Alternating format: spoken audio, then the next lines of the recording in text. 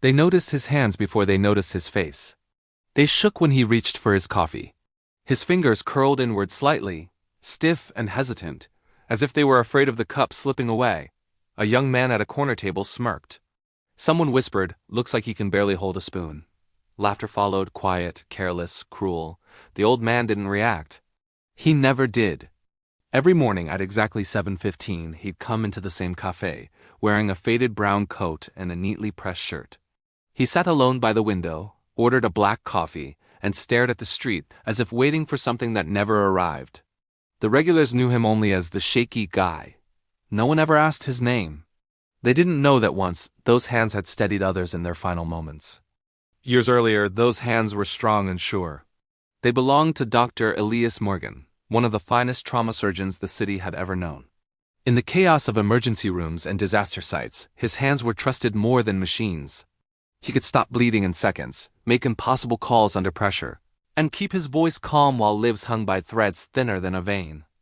During the Great Highway collapse 15 years ago, when twisted steel crushed cars and screams echoed through smoke, Elias worked for 18 straight hours. No breaks, no food, just blood, pain, and survival. His hands stitched, clamped, pressed, and saved again and again. He saved 47 people that day. The cost came later. The tremor started subtly, a faint vibration in his fingers. At first he ignored it. Surgeons are taught to push through discomfort, but the shaking grew worse. Tests followed, consultations. Then, the words that ended his career. Early onset Parkinson's disease.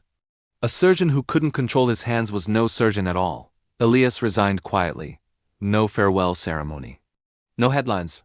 He packed his office, left his name badge on the desk, and walked out of the hospital he had given his life to. Within a year, his wife passed away from cancer. His world shrank to a small apartment and a morning cup of coffee. Back in the cafe, the mocking continued. One rainy morning, a group of college students crowded in, loud and careless. One of them watched Elias struggle to lift his cup, the coffee sloshing dangerously close to the rim.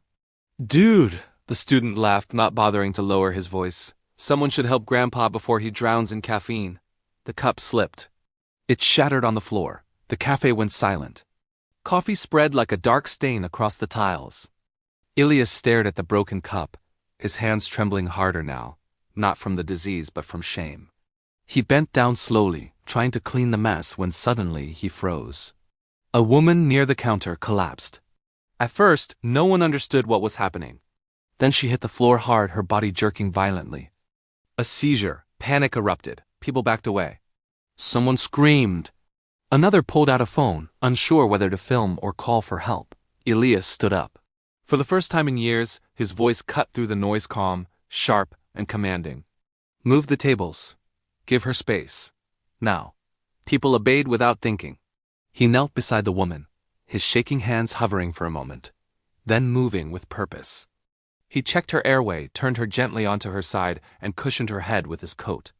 "Don't hold her down," he said firmly to a man reaching in. "Time it. She needs air, not panic." Despite the tremor, his hands knew exactly where to go. Muscle memory took over, training etched deeper than fear. Within minutes, the seizure stopped. Elias stayed with her, speaking softly until the ambulance arrived. When the paramedics rushed in, one of them froze. "Dr. Morgan?" the medic asked, stunned. Elias looked up, surprised. "You remember me, remember you?" The medic shook his head in disbelief. "You trained half of us. You saved my brother." The cafe was silent again, but this time no one laughed. The students stood frozen, their faces pale. The man who mocked him stared at Elias's hands that were still shaking. Still weak, but stained now with something far stronger than embarrassment. Respect. As the paramedics wheeled the woman out, she reached for Elias's sleeve. "Thank you," she whispered. "You saved me." Elias smiled gently. That's what these hands were made for. After that day, things changed. The barista brought his coffee to the table, refusing payment. Strangers nodded at him. Some asked for his story. Others simply watched his hands not with mockery, but with awe. Because they finally understood something important. Strength isn't always steady. Purpose doesn't disappear with age. And hands that shake can still hold the power to save lives. They had mocked his weakness. They never knew his hands were once and still were heroic. Thanks for watching. If this story moved you, don't forget to like and subscribe for more content that makes you think. See you next time.